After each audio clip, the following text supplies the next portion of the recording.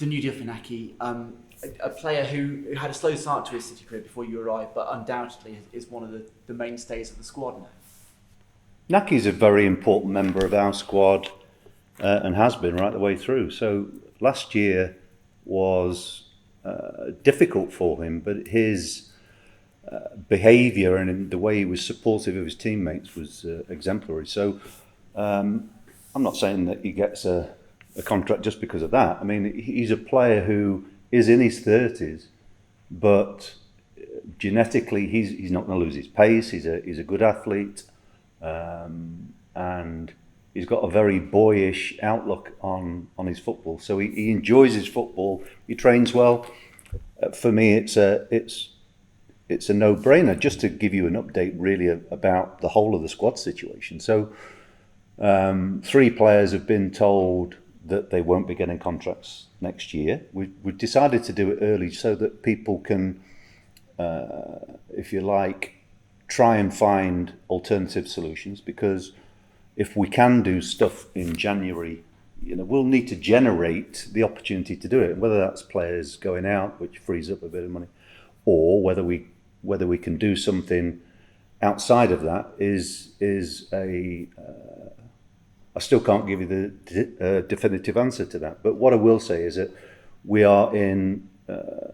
we've offered contracts to a number of our players who are out of contract, Naki being one of those. And the interesting thing is that they'll all be offered less than they're on now.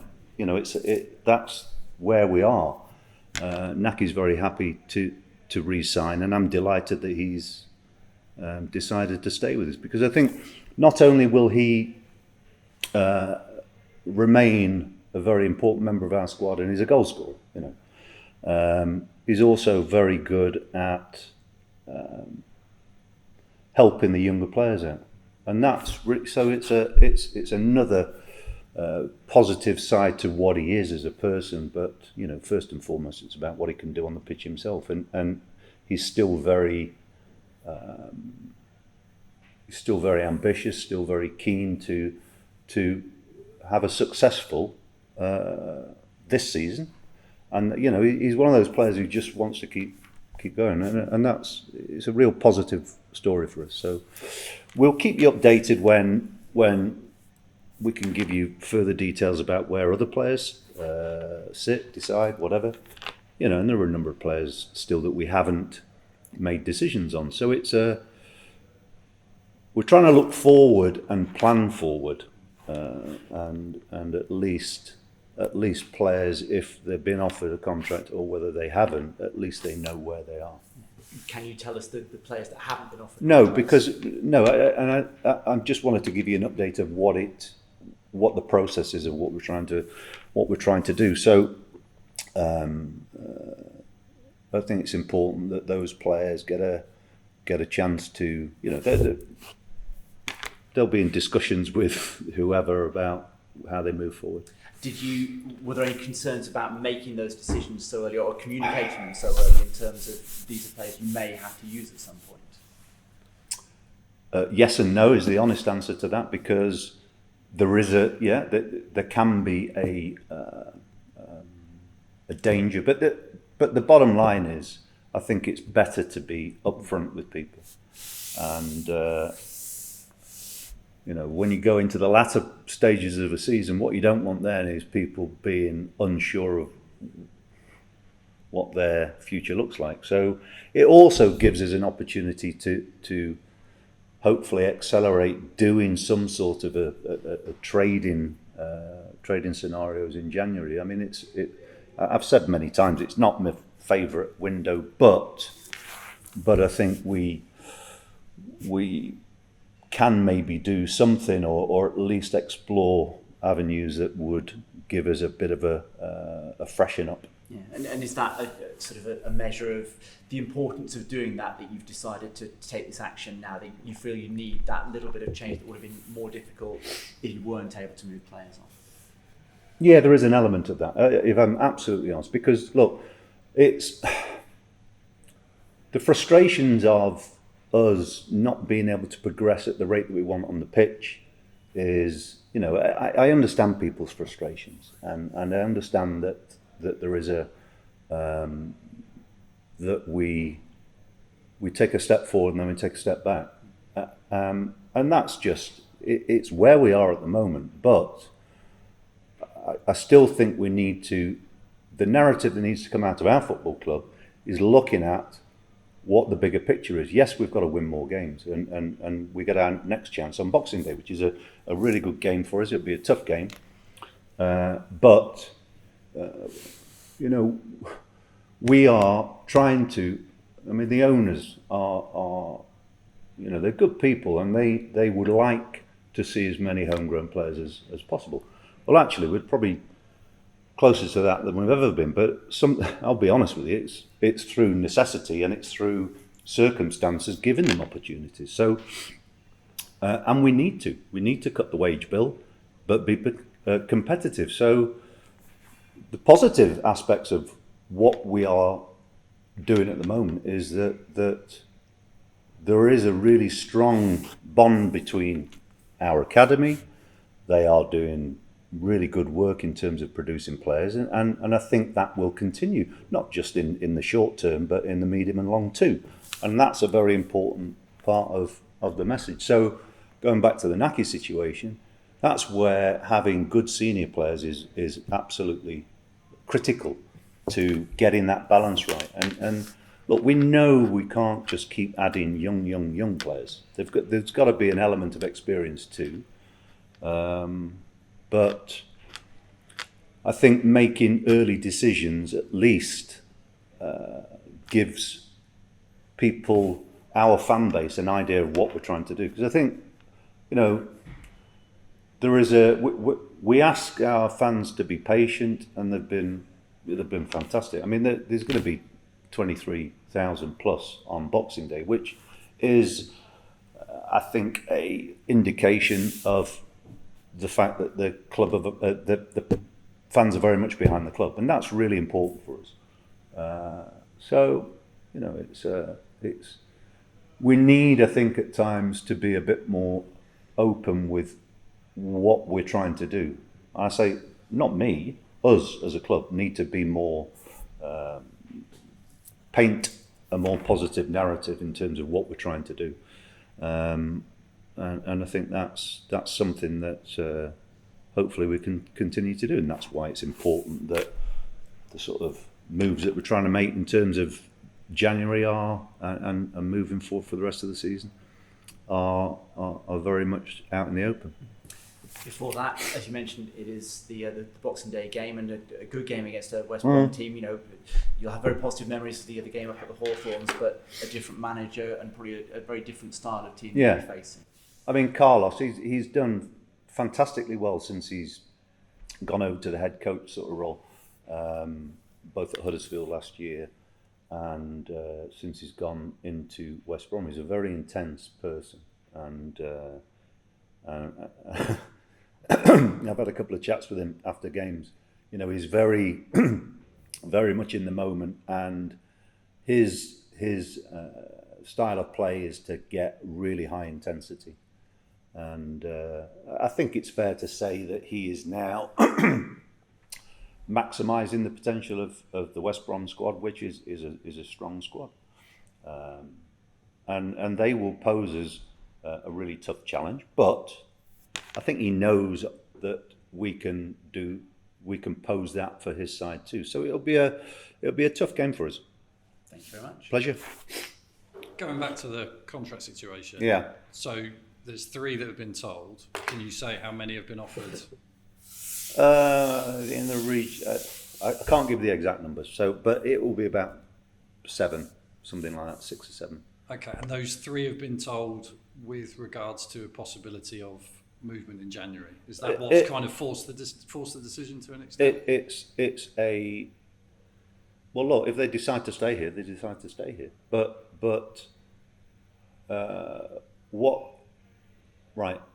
we need everybody here to be totally switched on and giving everything.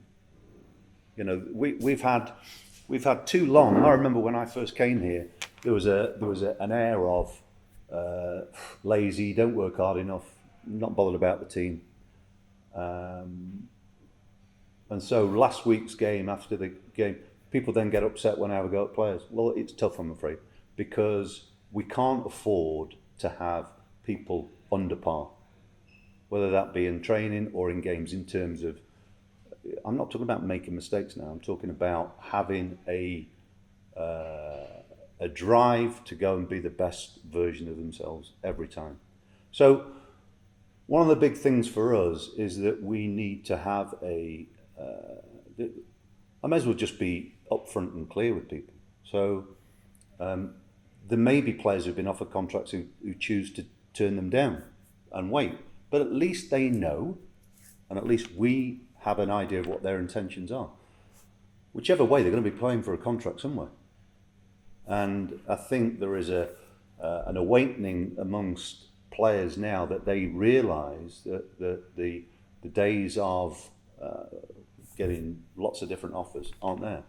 So actually, in some ways, it's quite healthy.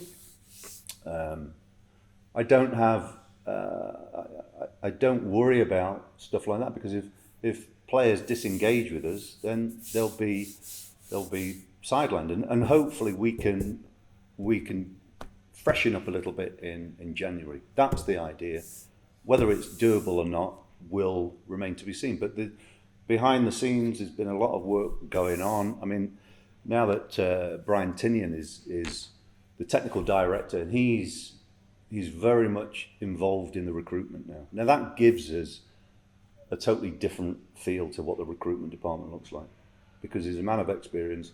You know, he was at Everton with David Moyes in recruitment there, so he's got he'll give it a personal touch, which will mean it's football orientated, and for me that is a vital part of recruitment. You know, we can't afford to have too many duffers come in. You know, when you are trying to make sure that you get value for money when you go into the transfer market, it's important. I'm not talking about spending fees now.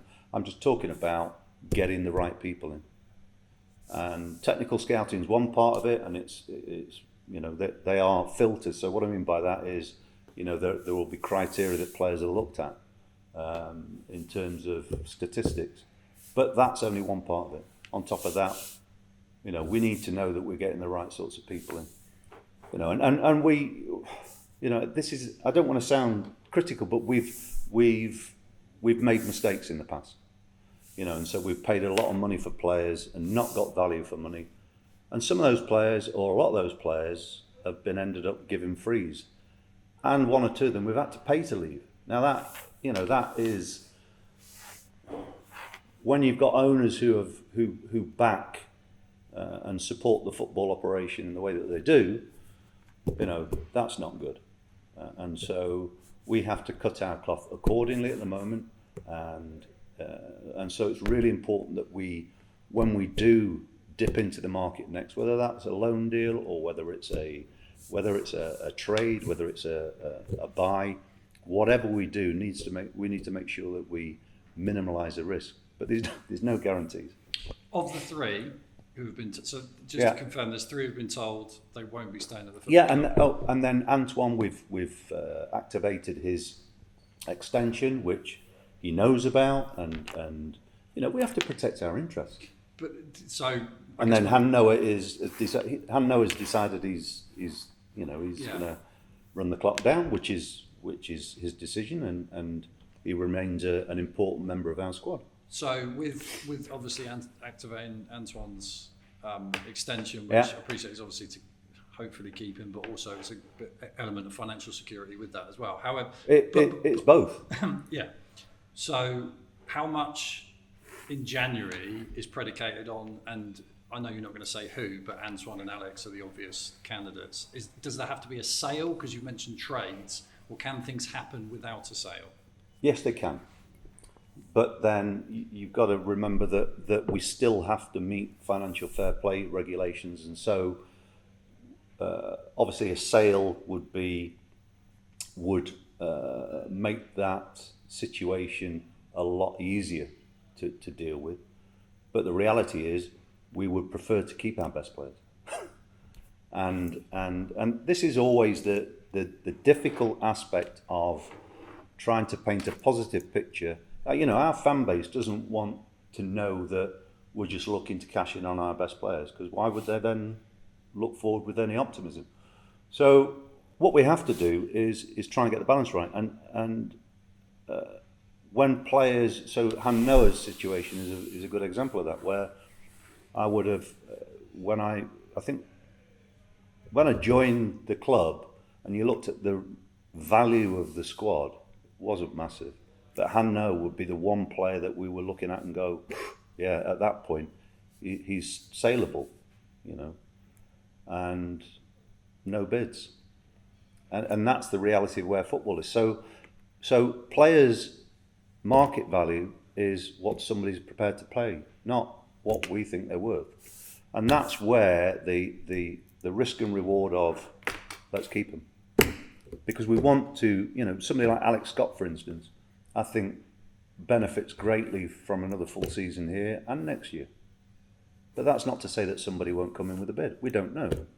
Tommy Conway's doing so well that, he might be, everybody talks about everybody else, but Tommy Conway might be. Sam Bell's scoring goals for fun in the 21s. When he gets his chance next, he might be we can't just plan, and assume that what we think is going to happen will happen. It might be totally different. Just to pick up very quickly on one point there, Yeah. You said about Han Noah, because it was reported in France there had been a bid turned down from a club summer before last. But most of it, right? Okay, so most of these types of stories are generated by, more often than not, generated by agents. Because it was something Han Noah himself confirmed in the interview, though. Yeah, but I don't know who told him what. Right. So look, there's no point. I'm not suggesting people are lying or it's how things develop. People, if there's interest in our players, and I've seen some of the paper, not paper anymore, is it? Some stories about Antoine coming out of Scotland, and to my knowledge, there's been nothing from clubs in Scotland. These stories are designed to create some sort of an interest. Who starts them off? Who knows? But it's normally somebody with a vested interest in getting a deal done, and they're generally representatives or third and fourth parties. There's some we have to take with a pinch of salt what's out there in the media a lot of the time. No disrespect to you. Of course, no disrespect taken. How's Rob been this week? He's been good. Yeah, he's been good. Because he obviously played for the 21s. Yeah, and he did well. And it was interesting because we talk about Naki. Part of his sort of pathway back into the first team was him electing to play for the 21s. Listen, Rob's in contention for Boxing Day. It's as simple as that. What I'm saying about it, it's not Rob. It's Rob and anybody else. It is we can't afford to be coasting or just doing enough. We've had enough of that over the years. We've had enough of that here. So, hey, Rob was signed in my tenure. I want him to be a successful player. But sometimes we need more. So he was in danger of coasting, or he has been coasting, or there were fears he might be coasting? Bit of everything. Okay. And subsequently that's had an impact on how he's trained this week, as in what was said on Saturday. Rob's a very laid-back Yeah. sort of guy, and so he's not your average footballer. He's quite an introverted person, and he can. I don't need to go into too much detail. We've spoken. Let's put it like that, and he's fine. and he's in contention because we need our best players available. But they're only our best players if they're at their best. The reaction, obviously, to Saturday from the fan base, I'm not sure if you're aware, I'm sure you are in some capacity. I've heard of one or two things. Yeah, I mean, how does that kind of filter through to you when you kind of see Well, the reaction? look, all I would say about that is that, and I've already touched on it, that when I remember having to try and do something to get us out of a lethargic sort of a mindset here, you know. So I remember people moaning about how lazy we were and how we didn't really sort of play with a real enthusiasm. So look, emotion is normal. The bottom line is we need our fan base to stick behind our team, and that's all it is. And they've been brilliant, but I hope that they can see that there is, although we're on the same points as we were last year, but we are doing things that are outside of the football itself. We're making progress there, but they want to see us win more games. Of course they do. But the bottom line is, I'm in this job to try and create something that's more successful, more driven, have people in the team and in the club, you know, staff and players who want to achieve. You know, we've had too many comfortable people here, and just let me finish. So comfort zones, tough. Don't want them. I don't want people to just think it's okay to go out there and do enough. It's not good enough. I'm sorry, it's not good enough. And change, when change happens, it can generate a bit of fear. It can generate vulnerability. People can feel vulnerable because they don't know where they fit in it. So that's, again, one of the reasons why we're trying to give clarity as to what we're trying to do, and keep the players informed in where they sit in that. Some players still don't know because we've got to make decisions on players. Thomas Callis would be one of those because he's not played. So, you know, Tom's desperate to get back in, and we would be very pleased for him to be back in the squad, available to play, and hopefully he will be very soon. So, but that's an example of a player who, you know, Tom can be a bit, you know, he's not your average player too. He's quite a complex lad, but he's a really good lad. But he also knows he's got to play for his future. Now that's healthy. It's healthy. Just on what kind of Saturday and the fallout, you've obviously, and you touched on it when you first came to the club. I haven't fallen out with anybody. No, I'm not sorry. I meant the fallout as in kind of the general discourse around the game and all that sort of thing. But since you... A game that we should have won. And yeah. Everybody, I mean, I've spoken to people who are neutral, who actually covered it for media outlets. And they were going, how the hell didn't you win that? And that's the point. It's frustrating. But it's more, to be blunt, kind of what was said in the interview after the game. That struck a chord with the fan base in a negative sense. There was almost like a sort of a personal affront to kind of what was said about. I did not want to go into that specifically. No, okay. But since you've came to the club, fundamentally you've had majority support because of who you absolutely, are, what you do, what you stand for, what you've said, has kind of chimed with. That has slightly changed. Okay, fine. Are you aware of that, and how bothered by that are you? Of course I'm bothered about it, yeah. I don't want to paint a picture that I'm trying to be negative. What I'm trying to do is make sure that the values that we are trying to create here are lived and breathed. So, you know, I've been told that it was about not taking responsibility. Well, look, I've taken responsibility for everything in this football team since I've been here. The number of times I must have said after a game, it's my team. I take total responsibility for it. Fine, but and I do, and I always will do, and I take responsibility for a scenario that's not of my making. But I don't moan about that. What I'm trying to do is find the solutions along with everybody else at this football club. So, and if people aren't aware, I am somebody who has a bit of conflict. So, and again, you need conflict.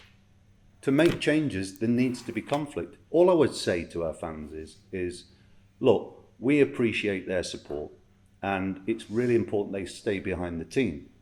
If it changes towards me a little bit, well, okay, fine. But it's not going to stop me working in the way that I always do. And that is, I put the team first. I don't put individuals first. And the reality of where we are at the moment, we need everybody on side. When you say a scenario not of your own making, is that stuff that happens on the pitch? What do you mean by that? Sorry, when you said a scenario not of your own making, then just then. Well, the fact that we're in danger of breaking financial fair play, so it just means that we can't then go out and so to affect change, you would have to, we all would or I think accept that we could have moved on at a quicker pace had we gone out there and bought players and changed things quicker. We can't. So we're having to evolve, and it means using a lot of young players, which is a great story in one sense. But the flip side of that is that that inconsistencies can be greater. But it's something that we just need to keep working at. We are. There's a lot of fantastic people who work for this football club, and it's really important that we build on what is positive here. And unfortunately, there is always a thirst for negative news, isn't there? And so managers falling out with players happens most days probably across the country. And look. The game's changed now as well. The day, I mean, I'm going to say your paper, your outlet gives column space for people to air their opinions. It's fine, not a problem, but they need to make sure that they're accurate what they're saying. Last one. What was Christmas Day look like for Nigel Pearson? Family Day. Don't get too many of them, and I think it's really. Like most people, however you approach Christmas, it's what Christmas time brings is a feeling of positivity normally, and so today here, our staff we'll have a Christmas lunch together. It's just a good. It's a good time. It's a good time of the year, whether you are religious or not. It's a time when people tend to be quite positive. What we have to do for our fans is to give them something that they can hold on to and say, yeah, we like that. They'll let me know if they don't like what I do, which is fine. I've been around the block a few times. But the bottom line is this: if we want to achieve our ultimate goals, we have to have a level of commitment, and also we need to have standards which remain high even in difficult times. That's the bottom line with it, because I want people here who want to succeed. I don't want people who are just happy to be here. And that's how I feel about it.